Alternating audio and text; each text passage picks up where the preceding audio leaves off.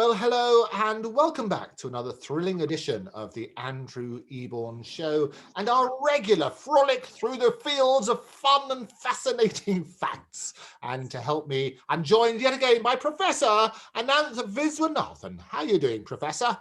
Very well, thank you, Andrew. How are you? I am sensational. And I'll tell you what's really interesting is that we have mirrors in our brains to help us through life and maybe to reflect on things. Tell me about that. Oh, very good. Reflect on things. I see what you did there, Andrew. Yes. Well, no, this is very interesting because, of course, the human nervous system is a very complicated thing. And the bits of us that tend to face the world the nerves do quite simple things. So in your skin, they'll detect touch. In the retina at the back of the eye, they'll just detect light if it hits the eye. But as you move up the nervous system into the more evolved parts of our brain, the nerves there respond and fire and send electrical impulses to much more sort of clever and esoteric things. And one group of these neurons are called mirror neurons. And they've been discovered in animals, and also there is evidence that they're in humans, in our brains as well. Now, the thing about these mirror neurons is that they fire when we do something with intention. So, for example, if you go to pick up a teacup, that neuron will fire. But the fascinating thing is that there you are. Now, your mirror neuron for the teacup was firing there, but so was mine. So if you see someone else doing that thing, the same mirror neuron that fires when you do it will fire. Oh, brilliant.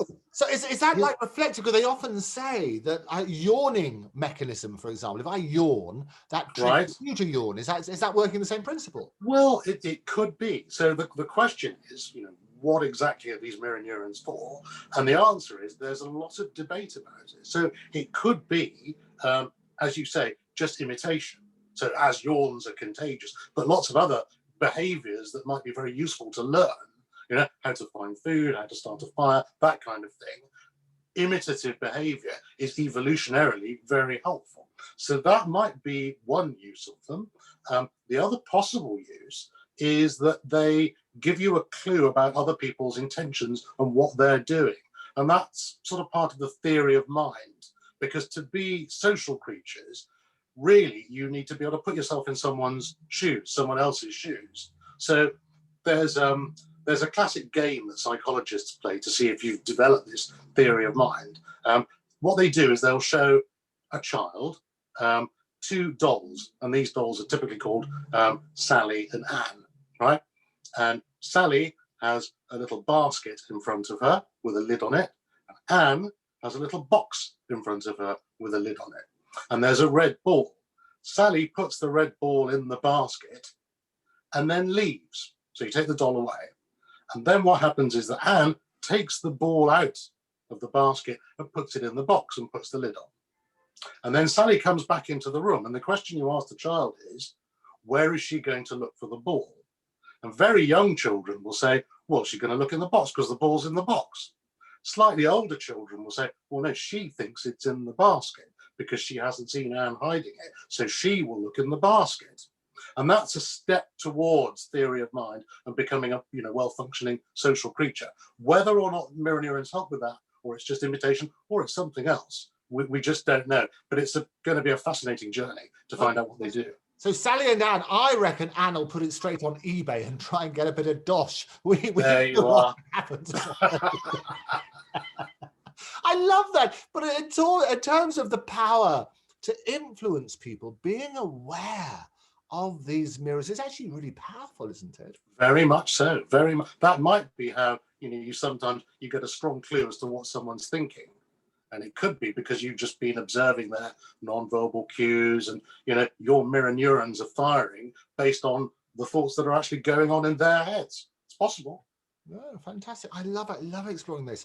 So are there any other nerves going on in our brain that we don't know about? Plenty. I mean, there are nerves that fire for all sorts of much more complex things. So when people have looked at nerves in the cortex, where the mirror neurons are, the most evolved part of the brain, they can respond to very interesting stimuli that you wouldn't particularly guess. So it was proposed in the 1960s by neuroscientists that we might have nerves called gnostic neurons that are linked to particular concepts rather than stimuli. Right? And he called them grandmother neurons. And the psychologists poo-pooed this because they thought it was much too simple. But actually, it turns out that such neurons may well exist. So, for example, there is the Jennifer Aniston neuron. So this was discovered when people were undergoing ablation for epilepsy to try and cure epilepsy. And so you could measure what neurons responded to. And this one particular subject, whenever she was shown a picture of Jennifer Aniston, this neuron fired, right? Not to other celebrities, not to places, not to other people. And the fact that it was a concept became known when another person had a Halle Berry neuron. And this neuron would fire in response to seeing pictures of Halle Berry, but also just seeing her name written down. So it's not image recognition, it's the thought of Halle Berry that's making it fire.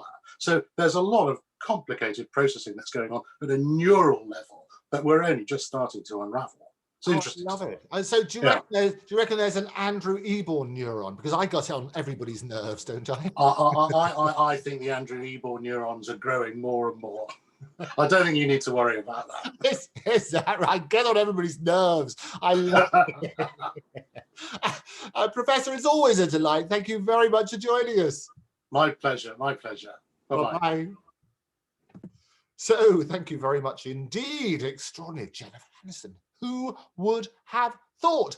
If you've got any thoughts on today's show, or you want to be a guest yourself, or suggestions for guests, write to guests@octopustv.com. That's guests@octopustv.com. Don't forget to subscribe on all the usual channels, and you can follow me @Andrew Eborn @OctopusTV. But for me, for now, thank you for joining me. I'll see you next time.